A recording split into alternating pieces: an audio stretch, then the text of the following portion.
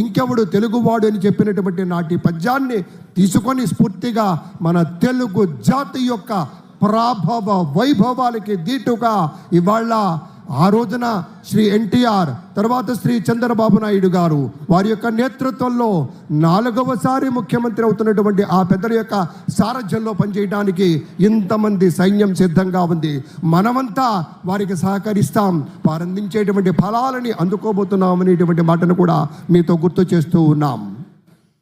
ఇది మామూలు ప్రమాణ స్వీకారం కాదు అని ప్రపంచవ్యాప్తంగా ప్రతి ఒక్కరూ అనుకుంటున్న క్షణం. ఒక తెలుగువారు సాధించాలనుకుంటే ఏదైనా చేయగలరు అని నిరూపించుకుంటున్న క్షణం.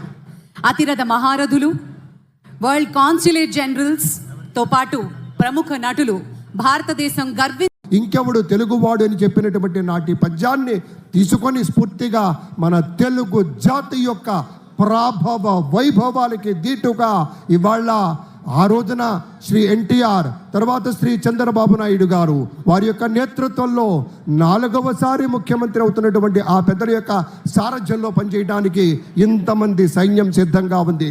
మనమంతా వారికి సహకరిస్తాం, వారు అందించేటువంటి ఫలాలని అందుకోబోతున్నాం అనేటువంటి మాటను కూడా మీతో గుర్తు చేస్తూ ఉన్నాం. ఇది మామూలు ప్రమాణ స్వీకారం కాదు అని ప్రపంచవ్యాప్తంగా ప్రతి ఒక్కరూ అనుకుంటున్న క్షణం. ఒక తెలుగువారు సాధించాలనుకుంటే ఏదైనా చేయగలరు అని నిరూపించుకుంటున్న క్షణం.